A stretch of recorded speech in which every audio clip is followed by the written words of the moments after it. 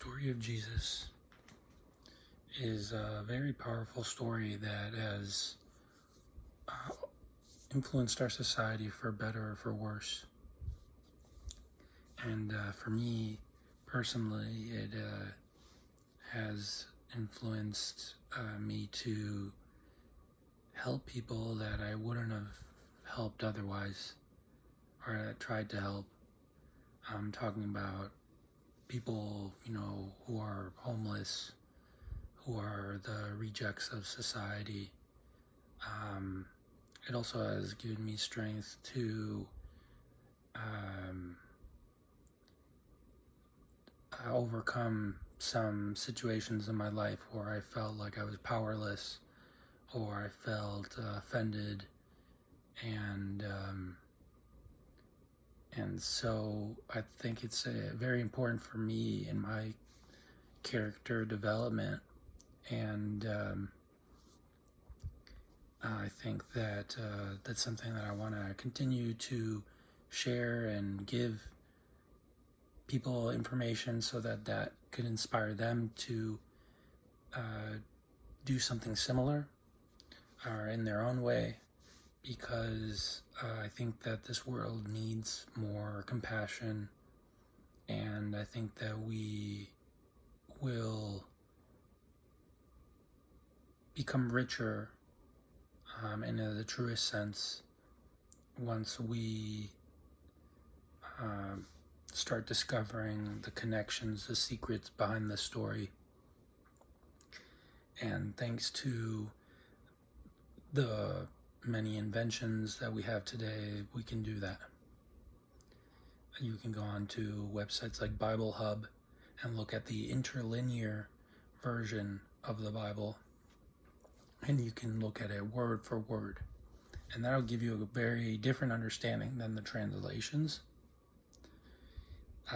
Thanks to a Jewish friend that I had growing up, I was exposed to Judaism, and I started to think about Jesus as Jewish and think of the things that I was learning about Judaism and how it applies to the Christian faith, because I was raised Catholic, so if it wasn't for him, I wouldn't have had any exposure to these ideas.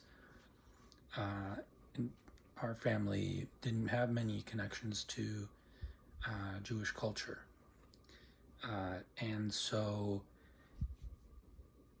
as time went on, some of those connections became revealed, and especially later on when recently when I started to become interested in Islam, and then I started reading what people had to say, and I would talk to my dad about it, and then he, we go on walks, and so I tell him all my ideas, and he ended up buying me a Chumash Torah and a Quran, and I think he just picked it, randomly, and so the Quran that I ended up getting was an Ahmadi Quran, which was nice because it's different. It has different translations. It's sort of obscure, and so that exposed me to the things that I like, the obscurities, the translations and differences. And so in my search, one of the people that I encountered that explained really well many of the concepts of the Bible and how they connect to, or the Gospels, and how they connect to the Jewish teachings and things like that, is this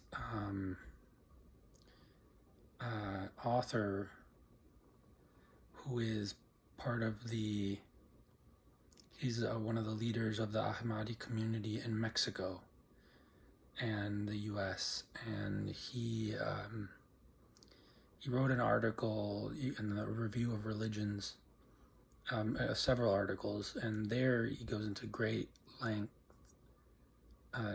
great detail about the metaphor of Son of God, because growing up in the Catholic tradition, We have the Trinity, and that explains the Son of God.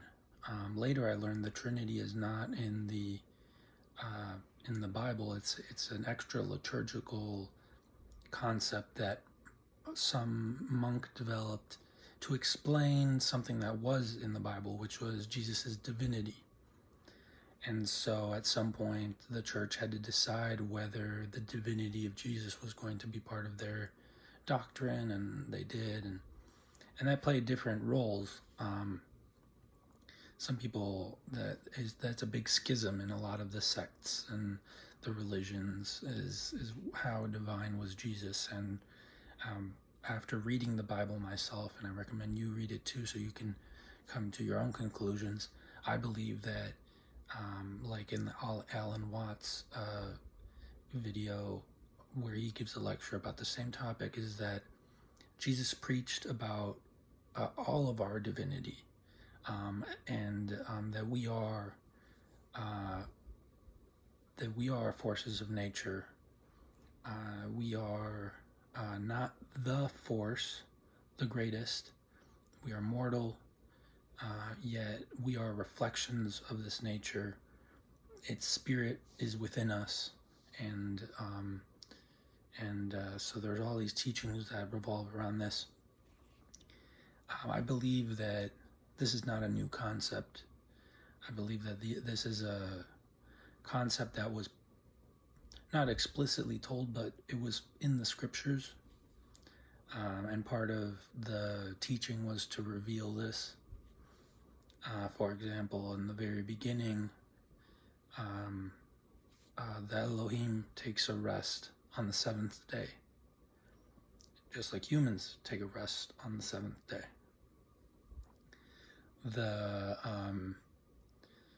We also have verses in other books like Psalms where they talk about Elohim as people, and they call it the divine council. However, other sects of Christianity, like the Mormons, I think, might even the Jehovah's Witnesses, I'm not sure about them, but they do believe that they were referring to people. And so you often hear people talk about this in certain communities more than others. Ye are gods. And so that's a very impactful message. And it's nothing new, because in Germanic communities, the word God appears in many different instances. And in Iceland, I was reading on Wikipedia, there were priestesses that were called Guda. And so there was a concept around this word that, and around all these words that have many different meanings and have a cultural context. So the cultural context in Germanic societies is a little bit different than it is in the Israelite society, in the Muslim society. And so this concept, however, is again repeated in the story of Israel, of Jacob, when he gets named Israel, because he's wrestling against a person, a messenger. Sometimes it gets translated as angel, sometimes it gets translated as messenger. He's wrestling, and so then he's called Israel, or Yisrael. And sometimes the word Yeshurun is used without the L. And so that shows that L is there for a reason. And so there's this constant reminder of that this society's worldview was based on their relationship to this entity, this force, this deity, and it was everywhere. And it manifested itself in different ways, and there's angels, and the angels were like messengers, they were moving around and part of the whole thing, and their relationship was to El. So, Michael, Gabriel, There's a sort of science to it where these combinations of words indicate something like Mikael is, I think it's something like appears like El, or something like that. And in my mind, I think of just like a storm cloud moving through the sky. They must have seen that and think this is what probably El, if we would see El, this is what El would look like, because it's sort of what is happening in the world. And Gabriel, sometimes I think that it could be sort of like the strength of El, something that can sustain itself or hold on.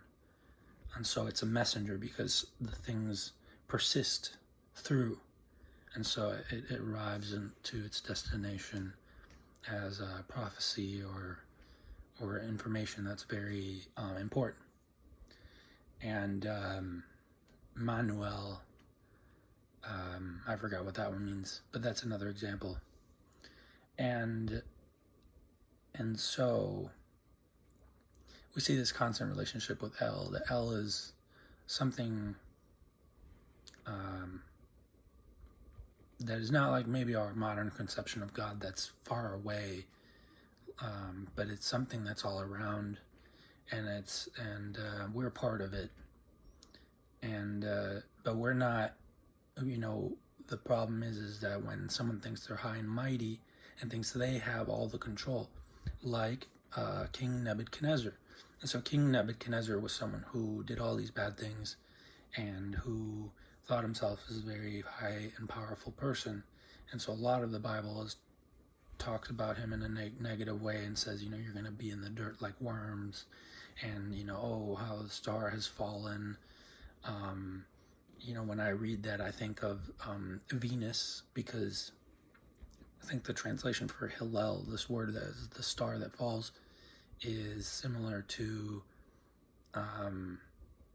Venus. Venus is often seen in the evening or in the morning, and it was very important for all people all around the world, because if you were a farmer or anything like that, you woke up in the morning to get away from the heat, or just that's what you did for a living, and you would look out into the horizon, you'd see this bright star. They didn't maybe know it was a planet, and they saw it move different than the other stars, so it must be special. And it preceded the sun many times, so it had significance, but it came and went. It's and all the stars come and go, just like anything in this world. And so it's just, for me, it's like a poetic way for them to criticize this leader who was doing so many wrong things to them. And so the story of Jesus forms around this concept of what leadership looks like, because much of the story revolves around his role as Messiah. And the word Messiah comes from a word from Hebrew that means anointed one. And it appears in the scriptures many times. Different people are there. It's sometimes in plural form. Sometimes it refers to important people, foreign people who helped them, like Cyrus the Great. So it's not an exclusive term to Jesus, even though many Christians today think it is, because it's been removed from its original context. And so for that same reason, because there was been a lot of conflict in Europe and in the Middle East, or in Arabia and North Africa, either between Jewish people and Christians and Jewish people and Muslims, there's been the idea that there's going to be another alternative Messiah. And so that's been, talked about often. And much of the scripture sort of supports that idea, because there's a lot of talk about someone in the future that's going to do something good. That's a kind of recurring topic in the older scriptures. And so, yet, Messiah, the concept of a Messiah, the concept of an anointed one, as being someone that's chosen from the community by the priesthood, or just has this title, this honorific title of they did something good, or they have a special role in the community. It's not new, and it's not unique to any one person. And so Jesus received that. However, if you follow the story of his life in the Gospels, you see that actually was part of his conflict was this, and so because he was killed, being mocked, that he was the king of the Jews, of Judea, of this tribe that had an ancestor called Judah, and that became a regional power. And so by that time, there were many people living in Judah who would have been called Jewish or Judeans, and they weren't necessarily practicing the same religion or had the same beliefs. It was more of a geographical term. However, there were people in the Central Temple that were leading the community, and that community, because it was around the Central Temple, was sort of, in many instances, the model community, because they were so close to the traditions that had been established in the Central Temple. And so Jesus was someone who was an outlier, who is not from Jerusalem, who came from humble beginnings, and who had sort of this innate understanding of what the teachings said, and just of the truth in general. And there was something special about him from the beginning. His lineage, the circumstances of his birth. Now, the concept of him being born from a virgin was popularized when it was written in Greek, and so some scholars have said that the first Gospels were written in Greek because they wanted to translate it into a language that would be accessible to a large group of people, because they were in the process of universalizing this wisdom. They wanted to export the wisdom of their culture to other groups, because that was part of their teaching, that others were included. And so when they translated the word Alma, which in the Hebrew texts means something like a virgin, or it could be a young maiden, or like a young woman. And so it could have been, some scholars say that it could have been that Mary was a young woman, and that because when it got translated into Greek, that then the story of a virgin became popularized, and that played into all of the other sort of mystical stories that were being told about this person, and just the power and the teaching that this person was divine, and so these changes in caused rifts in the community, because not everyone in the community believed these things as they were being organized into what we know today as the Bible. Yet, I believe that the Bible, or the Gospels, are a record, just like any other of these religious books. They may contain some illogical, unreasonable things, and it's hard to determine what's reasonable and unreasonable, because you have so many things that influence the outcome, whether it was translated from one word to another, whether it was gossip or whether it was someone observing it. And so, however, this culture was a culture of telling stories, and their minds were developed that way. So the information is miraculously authentic, considering what we would create nowadays if we tried to go around spreading rumors about people. And these were faithful followers. These were people who were students of this person. And so in the scriptures themselves, they talk about Jesus as a rabbi, and they're entering this time in this culture where rabbis emerge. There's these great people that emerge, and they are the people that are teaching and getting a bunch of people involved, and almost like a Greek philosopher. However, they're teaching the Torah and all the other books, and so that's what Jesus was. And there's not a lot of evidence that Jesus exists. There are other books that talk about him existing. There, in the stories, there is historical events that correlate to the things that are written, and there are some graffiti in Pompeii that suggests that these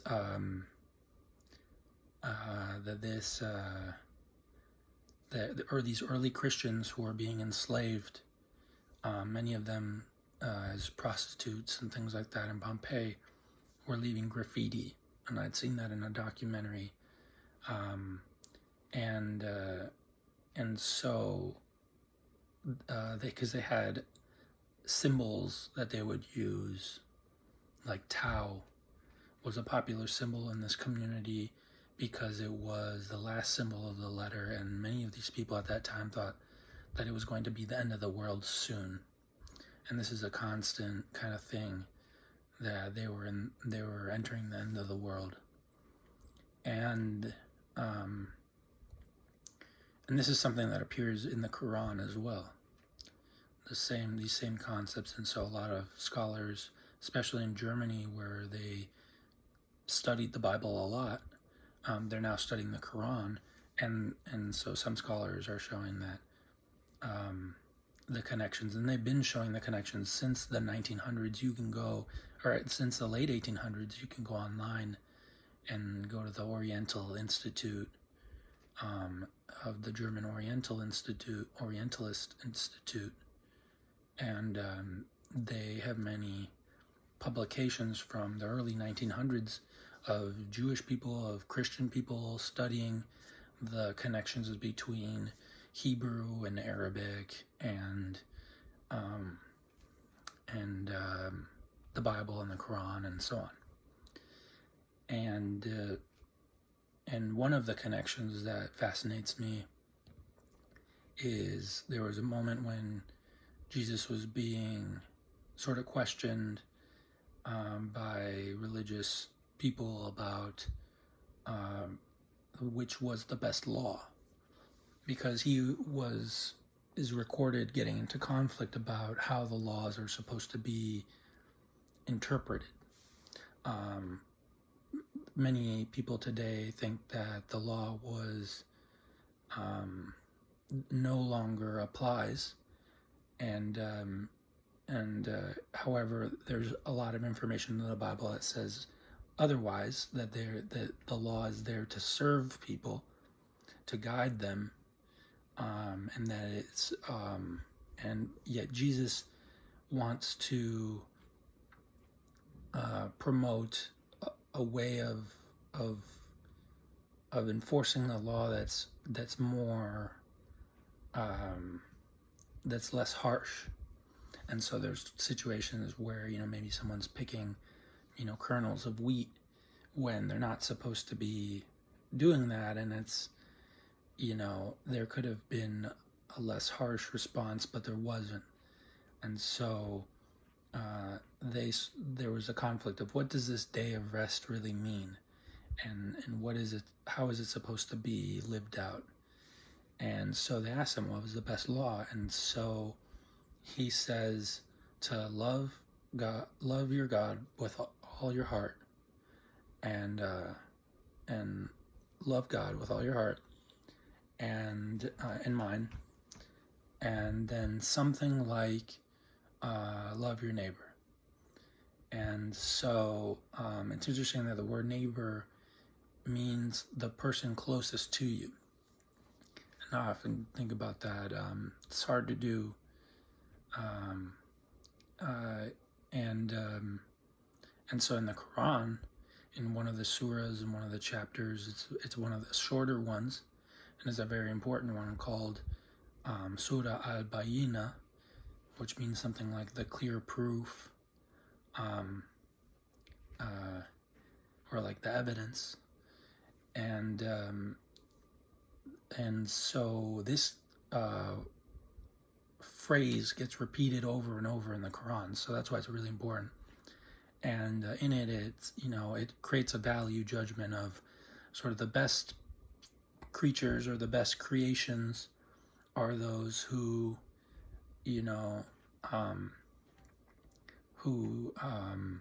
pray or establish the prayer. That's how it gets translated, and to pay zakat, or to pay alms or charity, is how it gets translated. And so there is traditions behind what that means. How do you pray? How do you pay charity? It was enforced, and so you pay to the mosque or somewhere else, and it's calculated. It gets complicated.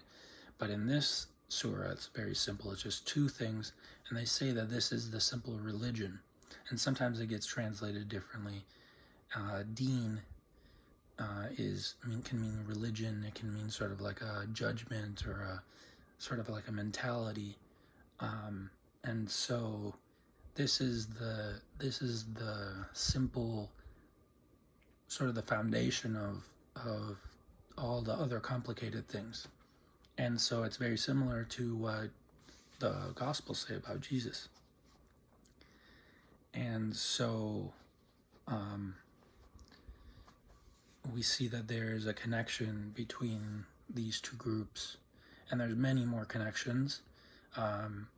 And I believe that Jesus was a rabbi who was teaching the Torah, and that the concepts that he was teaching were not new.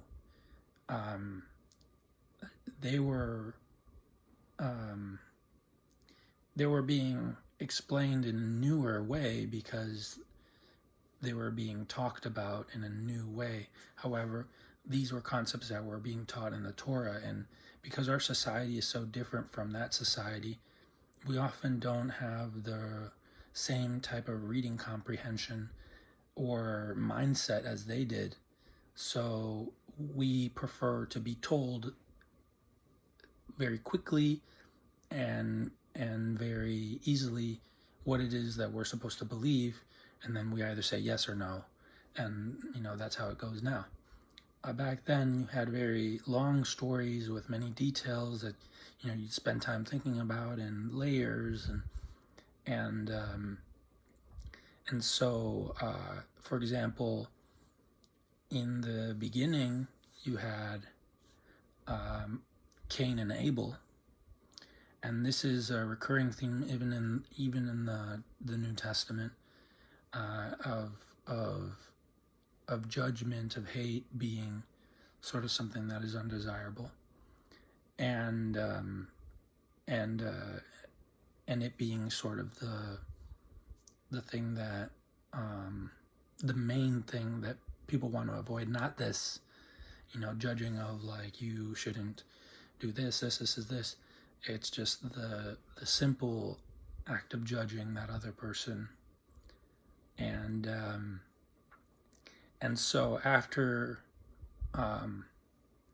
Cain murders Abel, he's given a mark, and that mark is made so that no one else in the environment can it's to discourage them to avenge Abel and to kill Cain, because now that he's been marked, if they kill Cain, he's going to be whoever does it is going to be cursed 7 times more. And so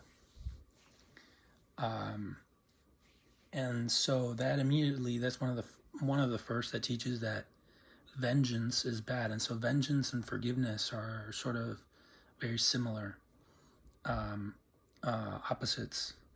And so then you have other things like pacifism. The story of Noah, the earth was flooded because of violence, and so there we know that violence is not good. You know, the Elohim is not pleased by violence, and so that's an important thing to note, and I think that goes into the name, the tetragram name, that I believe means compassion. There's a Torah.com article that you can read, and that it's related to the word huwa in Arabic, and so many people talk about it, and the tradition has been it doesn't get pronounced. So so that sets up a guide to what is sort of the moral standard, even if we're talking about war, even if we're talking about all these things that happened in the past. What is it that we're striving towards? What is it that is guiding people? Because that's one of the other things, is that the Torah is filled with many stories about people doing wrong things. And so it's easy to get lost in the process. And I think that that's why the story of the Adam and Eve stories is important, because it really starts showing that things started going wrong at the beginning. And then we're learning from the wrongs of our ancestors. And so it's a little bit different from a story where the person does everything right and we're supposed to do that. Just the level of thinking is really wide, and a lot of information has to be taken into consideration. So when Joseph gets thrown into the pit and then gets sold into slavery, he meets his family again after a long time, but now has authority.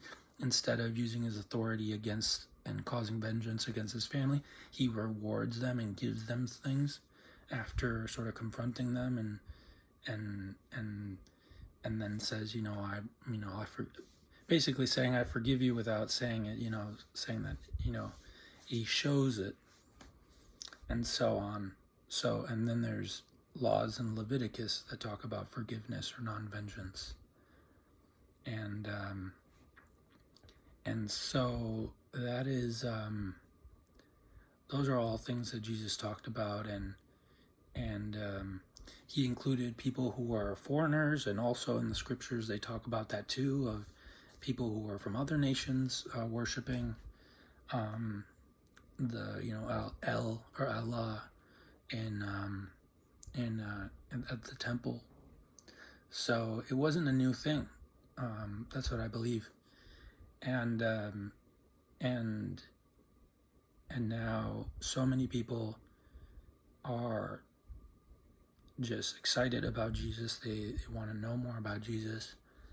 They think they know everything about Jesus, or they're radical. They have a picture of Jesus, and or out on the streets, living like Jesus. And so it's such a powerful story. Yet I think it's important to go back to the context of it, so that the wisdom of it isn't lost. And I think that it is important to care for the sick, care for the needy. It's just like the golden rule, you know, if you were sick, if you were needy, you'd want people to talk to you, you want people to not ignore you. You'd want people not to judge you and to feel bad, and so that you can continue to grow and live your life without getting into these holes that you'd get stuck into, and behavior patterns that you feel defined by. And there's a magic to it, because once you get into it, you start to feel that there's a higher power at work, and and uh, and that's really what drives people to really believe in these things. Not really the books. It's a lot of times it's the personal experiences that make you wonder, how is that possible? So, amen. Peace. Hope you guys have a good one.